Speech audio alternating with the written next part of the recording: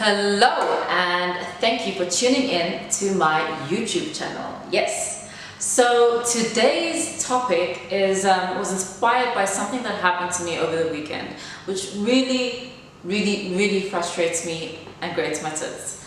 That is, why is it that white people still refuse to pronounce African names correctly? Okay, so now in my lifetime, and we've all done it, I have mispronounced many names. You know what, it happens, it's a part of life. You come across a name and you don't know how to pronounce it. And you know what, it happens to everyone. So my issue is when people try and make fun of your name because it doesn't fit a Eurocentric mold or model. Now, I remember being overseas and being at a dinner table with people from all over the world. So there was a musician there, a Spanish musician, and he was so intrigued by my name because he said it sounded like chorizo, you know, the sausage, the Spanish sausage. So he proceeded to whip out his guitar, you know, around the dinner table, and he made a song about meeting a girl from Africa whose name sounded like chorizo. I honestly just sat there dumbfounded, staring at everyone in the room, thinking, how stupid, how idiotic can you people be? I mean, are you for real to make a song out of someone's name? Do you not understand how degrading that is? So that was just one experience I had outside of this country. So what pisses me off in this country, in South Africa in particular, is white people who blatantly refuse to correctly pronounce black people's names correctly.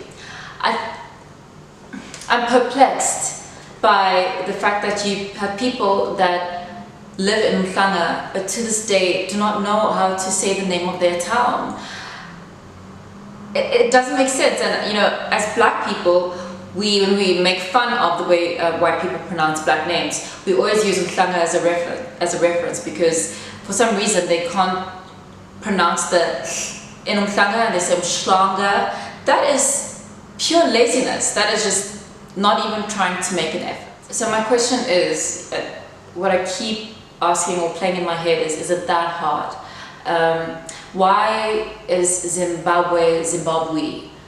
I mean, it's blatant disrespect. Why is Tepo Chepo? I feel that most people are able to nail, you know, after watching Mary Poppins, supercalifragilistic, blah blah blah blah blah. They're able to nail it at the age of 5. But to pronounce a name like Tepo or Zimbabwe, you know, it just seems to be the biggest feat, and I find that to be highly unacceptable.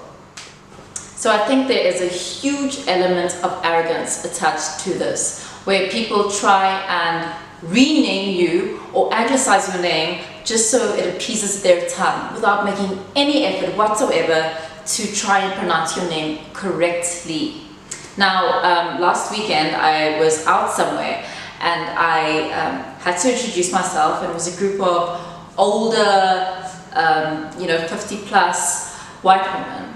Now, as I introduced myself, they did not even try say my name, or can you please say it again for us? The lady simply said, can I just call you Ka, as in K-A. So basically, this lady asked to call me Ka. And I've had instances where people want to just call me K. And you know what, I honestly sit there thinking in my head, how dare you? Kagiso is my name. Try and say it. At least make an effort to give or put some respect on my name.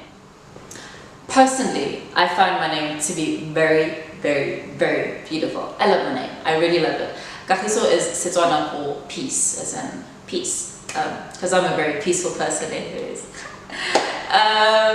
So if I am able, in my opinion, if I am able to say names like Chloe or Kukamud or Roy Fiennes, why can't you say Kagiso? Not Kagiso, not Kagiso. The G is a hard G in the way that you would say Gert or Gemsbok. Kagiso. It's not that hard, guys. Surely you can pronounce the G in my name. Now, I am more critical of white South Africans who were born here and have lived here all of their lives in South Africa. How is it that they still have not grasped African names? Is it unwillingness on their part to not learn? Or rather, I think it is their unwillingness to not want to learn. I find it lazy, I find it shameful, and I find it completely irresponsible.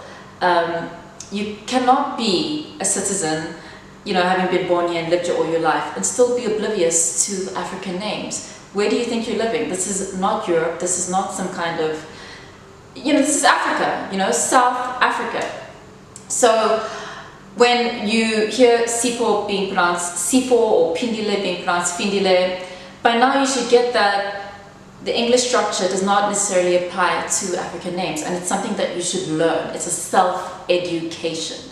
So to end off this video, I want to end with a quote from Masan Shaya. Now, if you've been following this video, you will know that she's one of my all-time favorite poets, fantastic brown girl.